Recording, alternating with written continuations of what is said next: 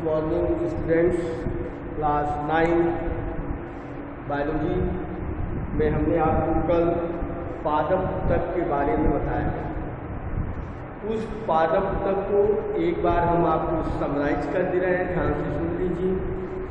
हमने बताया था जब पौधों में ऊतक पाया जाता है तब उसे पादप तक, और पादप ऊतक जो होता है वह संरचना के आधार पर, कार्य के आधार पर दो प्रकार का होता है। एक होता है गुंजोतक ऊतक, दूसरा होता है अस्थायी ऊतक। और गुंजोतक ऊतक हमने आपको बताया था कि ये ऊतक जो होते हैं पौधे के जो वृद्धि बिंदु होते हैं उन बिंदुओं पर पाए जाते हैं जहाँ पर विभाजन की क्षमता होती है और ये विभाजित होती रहती है, और विभाजित होने के कारण उनकी क्या वृद्धि। और गुंजोतक ऊतक हमने बताया था कि कार्य की दृष्टि से जो कि 3 प्रकार की होती है। एक होता है शीर्षस्थ गुंजोतक, दूसरा होता है अंतर्विष्ट गुंजोतक, और तीसरा होता है पार्श्व गुंजोतक। जिसमें समझे आपको बताया था कि क्वेश्चन पूछा जाता है, बहुत इंपॉर्टेंट होता है। वह पूछा जाता है कि पौधे की चौड़ाई और मोटाई में वृद्धि किस ऊतक के द्वारा होती है। तो पार्श्व गुंजोतक ऊतक के द्वारा पौधे की चौड़ाई और मोटाई में वृद्धि। तो गुंजोतक ऊतक के 3 भाग थे, शीर्षस्थ, अंतर्विष्ट और पार्श्व गुंजोतक। ये हो गया। इसके बाद बताया था अस्थायी ऊतक। तो अस्थायी ऊतक में जो होता है एक सरल ऊतक था, दूसरा जटिल ऊतक था। मतलब सरल अस्थायी ऊतक और जटिल अस्थायी ऊतक। तो सरल अस्थायी ऊतक में बताया था ये 3 भाग होते हैं इसके, मृदुतक, स्थूल कोण ऊतक और दृढ़, या उसी को पेरेन्काइमा, कोलेनकाइमा और स्क्लेरेन्काइमा कहते हैं। और इसमें जो हमने एक इंपॉर्टेंट क्वेश्चन बताया था कि जो होता है जो दृढ़ोतक कोशिकाएँ होती हैं वह निर्जीव होती है, जो नारियल का रेशा होता है वह दृढ़ोतक कोशिकाओं का, स्क्लेरेन्काइमा कोशिकाओं का बना होता है। ये भी याद कर लीजिएगा। और दूसरा होता है मृदुतक और स्थूल कोण ऊतक में केवल डिफरेंस क्या होता है कि कोशिकाओं के बीच में अंतराकोशिकीय अवकाश के आधार पर उनका डिफरेंशिएट किया जाता है। जो मृदुतक कोशिकाएँ होती हैं उनमें अंतराकोशिकीय अवकाश पाए जाते हैं, जबकि जो स्थूल कोण ऊतक होता है उसमें अंतराकोशिकीय अवकाश नहीं पाए जाते। और ये दोनों होते हैं पौधे के कोमल भागों में पाए जाते हैं। अगर जो होता है कि मृदुतक कोशिकाओं के अंदर जो हरित लवक अगर पाया जाता हो या हरित वर्णक पाया जाता हो तो उसे हम बोलते हैं कि क्लोरेनकाइमा कहते हैं। तो क्लोरेनकाइमा जो होता है वह क्लोरोप्लास्ट की उपस्थिति के कारण होता है। जब उसके अंदर क्लोरोप्लास्ट उपस्थित होता है तो वह क्लोरेनकाइमा के नाम से जाना जाता है। यह इसके बाद हम बताया था जटिल ऊतक। तो जटिल ऊतक में बताया था दो होते हैं, एक जाइलम होता है, दूसरा फ्लोएम होता है। तो जाइलम जो होता है वह जल और खनिज लवण का संवहन करता है। तो जल और खनिज लवण का संवहन होता है और जाइलम के माध्यम से होता है। और जाइलम जो होता है जो जड़ होती है उस जड़ से जो होता है जल और खनिज लवण को अवशोषित करती है, और अवशोषित करके पौधे के विभिन्न भागों में उसको ले जाने का काम करती है। यह तो पौधों के विभिन्न भागों में जल और खनिज लवण का अवशोषण जो होता है जाइलम के द्वारा होता है। और हमने आपको बताया था जाइलम के 4 भाग होते हैं, वाहिकाएँ, वाहिनिकाएँ, जाइलम मृदुतक और जाइलम रेशे। यह उसी तरह फ्लोएम होता है। तो फ्लोएम जो होता है जब पत्तियाँ भोजन का निर्माण करती हैं उस बने बनाए भोजन को फ्लोएम क्या करता है पौधे के विभिन्न भागों में ले जाता है। तो खाद्य पदार्थों का जो स्थानांतरण होता है वो फ्लोएम के माध्यम से होता है। यह तो फ्लोएम जो होता है वह खाद्य पदार्थों का स्थानांतरण करता है। पहले पत्तियाँ जब भोजन बनाती हैं तो भोजन पत्तियों से पहले जड़ की तरफ आता है, मतलब ऊपर से नीचे की तरफ आता है, फिर नीचे से ऊपर की तरफ भोजन होता है फ्लोएम के द्वारा स्थानांतरित होता रहता है। ये जाइलम ऑब्जर्व किया। फ्लोएम के भी क्या होते हैं 4 भाग होते हैं, चालनी नलिकाएँ, सहकोशिकाएँ और फ्लोएम मृदुतक, और इसके बाद बाष्प कहलाता है या फ्लोएम रेशे कहलाता है। ये जो होता है पादप ऊतक के बारे में। अब आज हम आपको बताएंगे जंतु ऊतक के बारे में। जंतु ऊतक जो होता है जब जंतुओं में जो ऊतक पाए जाते हैं, मतलब कोशिकाओं का जो समूह होगा जब जंतुओं में पाया जाएगा तो वह जंतु तक कहलाएगा। और जंतुओं में ये ऊतक क्या काम करते हैं? गति प्रदान करते हैं। या जैसे होता है कि एग्जाम्पल के तौर पर समझ लीजिए, जैसे वायुमंडल है, वायुमंडल से हम ऑक्सीजन को क्या करते हैं? ग्रहण करते हैं। और उस ऑक्सीजन को फेफड़े में लिया जाता है और फेफड़े के माध्यम से ऑक्सीजन जो होता है रक्त के साथ मिलता है और रक्त के साथ मिलकर के शरीर के विभिन्न भागों में जो होता है इस ऊतक के द्वारा पहुंचा दिया जाता है। उसी तरह शरीर के विभिन्न जो अंग होते हैं उन अंगों में गतिशीलता लाना, उसको एक आवरण प्रदान करना, यह उसकी सुरक्षा करना, उसको नियंत्रित करना, ये सब काम होता है वो जंतु तक का। तो जंतु तक जो होते हैं वह संरचना और कार्य की दृष्टि से जो होते हैं वह जंतु तक होते हैं वह कई प्रकार के। इसमें पहला जो आता है तो जैसे जंतु तक क्या होते हैं? पहला होता है एपिथेलियल तक। एपिथेलियल टिश्यू, एपिथेलियल टिश्यू या इसको हम कहते हैं कला तक पकड़ा है या इसको हम कहते हैं एपिथेलियम।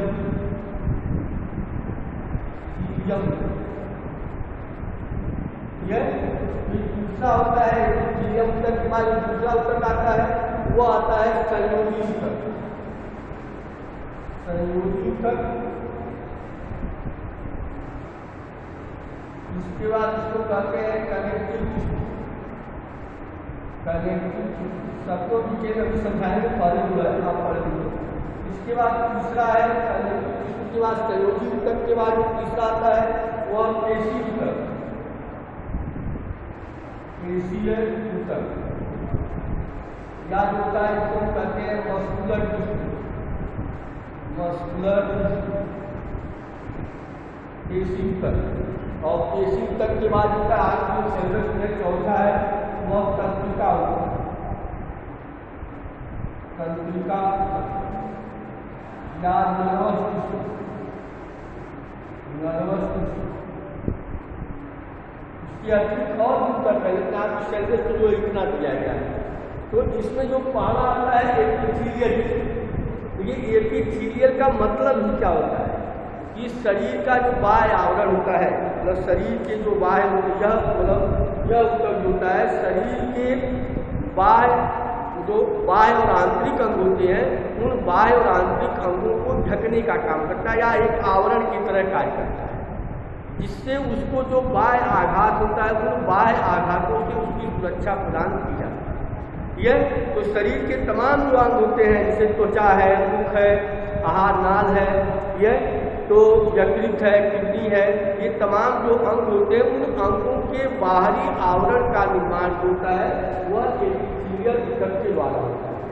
मतलब हमारे शरीर के जो बाह्य और आंतरिक अंग होते हैं उन बाह्य और आंतरिक अंगों को ढकने का काम होता है, उसके ऊपर आवरण बनाने का काम होता है वह एपिथेलियल ऊतक के द्वारा होता है। अगर एपिथेलियल ऊतक न हो तो हमारे शरीर के जो बाह्य और आंतरिक अंग होंगे वो क्या होंगे? खुले होंगे, जिससे उनसे क्या होगी? चोट लग सकती है या चोटग्रस्त हो सकती है। यह तो ये क्या करता है कि शरीर के जो बाह्य और आंतरिक अंग होते हैं उन आंतरिक अंगों को, बाह्य अंगों को सुरक्षा प्रदान करने का काम एपिथेलियल टिश्यू के द्वारा होता है। एपिथेलियल टिश्यू होता है वह शरीर के बाह्य अंगों या आंतरिक अंगों की सुरक्षा प्रदान करने में क्या करता है? सहायता करता है। और ये होते हैं जो बाह्य और आंतरिक अंग होते हैं ये क्या काम करते हैं कि उनको ढकते हैं, ढकने के अलावा होता है उसकी सुरक्षा प्रदान करते हैं और सुरक्षा प्रदान करने के साथ साथ जो होता है उसको बाह्य आघातों से जो होते हैं सुरक्षा देने का कार्य। यह और ये जो होता है एपिथेलियल ऊतक होता है वह स्थान के आधार पर, यह जहाँ वो पाए जाते हैं उसके आधार पर वह कई प्रकार के होते हैं। जैसे होता है कि घनाभ एपिथेलियल ऊतक कहलाता है जो घन के आकार का होता है। अस्तरित एपिथेलियल ऊतक कहलाता है जो अस्तर के आकार का होता है। इसके अलावा जो पट्टीदार जो होता है ऊतक कहलाता है, पट्टीदार एपिथेलियल ऊतक कहलाता है। इसी तरह तमाम प्रकार के ऊतक होते हैं। तो ये सभी क्या होते हैं? उनका नाम जो होता है उसके आधार पर जो तमाम प्रकार के ऊतक पाए जाते हैं, तमाम प्रकार के एपिथेलियम जो ऊतक होते हैं, इनका केवल मेन उद्देश्य होता है कि वह शरीर को ढकने का काम है। यह हमने जो भी नाम दिया है आपको, घनाभ है, पट्टीदार है, अस्तरित है, यह पक्षमाभ है, ये तमाम प्रकार के जो ऊतक होते हैं वो शरीर के विभिन्न भागों में पाए जाते हैं और उन भागों में जो होता है उनके आवरण का काम, उनकी सुरक्षा करने का काम उनका होता है और जिसके द्वारा वह अंग जो होता है वह सुरक्षित रहता है, वो अपना कार्य करता रहता है। तो केवल एक मोटे स्तर पर आप समझ लीजिए कि जो एपिथेलियम ऊतक होता है वह शरीर के बाह्य और आंतरिक अंगों को ढकने का काम करते हैं, एक आवरण प्रदान करते हैं जिसके द्वारा उनको चोट या बाहरी आघात से सुरक्षा क्या होती है प्राप्त। यह जैसे हमारे हथेली के तलवे हैं, त्वचा है, यह हाथ पैर के जो तलवे होते हैं यह इनकी होती है, ये भी एपिथेलियम ऊतक के ही बने होते हैं जो मोटे होते हैं। तलवे देखिए आपका हाथ क्या होता है, ये मोटा होता है, ये भी क्या होता है एपिथेलियम ऊतक का बना होता है। इसके अलावा हमारे शरीर के जो बाल होते हैं, त्वचा होती है, आहार नाल है, किडनी है, गुर्दा है, मतलब जो होता है इनको आवरण करने का काम, इनको सुरक्षा प्रदान करने का काम जो होता है ये इनके द्वारा होता है। तो अंदाजा है तो कहने वाला एक मोटे स्तर पर आप यही समझिए कि जो एपिथेलियम ऊतक होता है वो हमारे शरीर की सुरक्षा करने का काम करता है और आवरण बनाने का काम करता है। इसके बाद दूसरा जो आता है, जो दूसरा इसके अंदर ऊतक होता है वह आता है संयोजी ऊतक, जो काफ़ी इम्पॉर्टेंट होता है। अब संयोजी ऊतक जो होता है देखिए क्या होता है, यह ऊतक होता है विशेष प्रकार का होता है, मतलब विशिष्ट प्रकार के होते हैं ये ऊतक होते हैं और ये जो शरीर के विभिन्न भागों में जो है विभिन्न भागों को आधार प्रदान करने का काम, आधार देने का काम करते हैं यह, और ये आधार देने का काम करते हैं। और ये संयोजी ऊतक होता है वह कई प्रकार के, जो ये आप समझिए ये विशेष प्रकार के ऊतक होते हैं जो शरीर को आधार प्रदान करते हैं, जो आधार प्रदान करने का काम करते हैं, या हम कहें कि ये अपने स्थान पर बनाए रखने एवं जो होते हैं कि परस्पर संयोजित करने का काम करते हैं। मतलब आधार प्रदान करने के साथ साथ ये क्या करते हैं कि एक दूसरे को परस्पर संयोजित करने का काम करते हैं और उनकी कोशिकाओं की जो संख्या होती है वह होती है कम होती है और ये कोशिकाएँ परस्पर कम जो है जुड़ी होती है और अंतर कोशिकीय मैट्रिक्स में धसी जाती है। कहने का मतलब होता है जो संयोजी ऊतक होता है, ये संयोजी ऊतक होता है विशेष प्रकार के ऊतक होते हैं और जो शरीर के विभिन्न अंगों को आधार देने के काम करते हैं और परस्पर एक दूसरे से संयोजित होते हैं, परस्पर एक दूसरे क्या करते हैं संयोजित होते हैं और संयोजित होकर के होता है मिल करके जुड़ करके जो होता है वह उनको एक दृढ़ता प्रदान करने का काम करते हैं। और संयोजी ऊतक होता है ये ऊतक जो होते हैं जो है विभिन्न भागों में पाए जाते हैं। जैसे इसमें जो है पहला आता है अस्थि है, संयोजी ऊतक होता है, संयोजी ऊतक से मिलकर बना होता है अस्थि होती है। इसके बाद उपास्थि होती है, सब अभी समझाएंगे उपास्थि है। इसके बाद जो है कंडला है, स्नायु है, यह स्नायु है, कंडला स्नायु यह। इसके बाद होता है रुधिर लसिका, ये सब जो है संयोजी ऊतक के बने, रुधिर लसिका आदि यह। जो दूसरा आता है वह संयोजी ऊतक कहलाता है। तो संयोजी ऊतक होता है यह एक विशेष प्रकार का ऊतक होता है जो शरीर के विभिन्न भागों को आधार प्रदान करने का काम करता है और प्रत्येक कोशिकाओं को एक दूसरे से परस्पर जोड़े रखने में सहायता प्रदान करने का भी काम करता है। तो कोशिकाएं इसके एक दूसरे से क्या होती है परस्पर जुड़ी रहती है। और इसमें होता है जो एग्जाम्पल होता है इसमें अस्थि आता है। तो पहले आप अस्थि करें तो अस्थि जो होती है यह एक संयोजी ऊतक होता है और इसके अंदर जो ऑस्टियोसाइट कोशिकाएं पाई जाती हैं और इसी ऑस्टियोसाइट कोशिकाओं के द्वारा अस्थियों का निर्माण, ऑस्टियोसाइट कोशिकाएं पाई जाती हैं और इस ऑस्टियोसाइट कोशिकाओं के द्वारा अस्थियों का निर्माण होता है और इसमें ओसीन नामक प्रोटीन पाई जाती है। कौन सी प्रोटीन होती है? ओसीन। कोशिन नामक प्रोटीन होती है और इसी प्रोटीन से अस्थि का निर्माण होता है। और अस्थियों के अंदर कैल्शियम है, फास्फोरस है, इसके अलावा जो होते हैं कार्बोनेट तथा क्लोराइड आयन क्या होते हैं इसके अंदर विद्यमान। ये मिला गया। तो कंगला अस्थि जो होता है वह दृढ़ संयोजी ऊतक का बना होता है और ये कशेरुकी जो प्राणी होते हैं उन प्राणियों के शरीर एक ढांचे का निर्माण। हम लोग बोलते हैं हम लोग के शरीर के अंदर जो अस्थियों का एक ढांचा होता है, पीड़ा होता है, उन अस्थियों के ढांचों का निर्माण होता है इसी संयोजी ऊतक के द्वारा होता है। और इसके अंदर ऑस्टियोसाइट्स कोशिकाएं पाई जाती हैं। उन ऑस्टियोसाइट कोशिकाओं से अस्थि का निर्माण होता है और अस्थि में कोशिन नामक प्रोटीन होती है जो अस्थियों को मजबूती प्रदान करने में सहायता करती है। इस तरह का अस्थियों के निर्माण में कैल्शियम, फास्फोरस, क्लोराइड आयन जो होते हैं वह पाए जाते हैं और इनसे जो होता है मिलकर के बना होता है। तो कंगला जो होता है इसका काम क्या होता है, ये अस्थियाँ जो कि वह पिंजरे का निर्माण करती है, कंकाल का निर्माण करती है जो शरीर का आकार प्रदान करती है। अस्थियाँ क्या होती हैं, वह एक पिंजरे का निर्माण करती है, कंकाल का निर्माण करती हैं जो शरीर को एक आकार प्रदान करता है।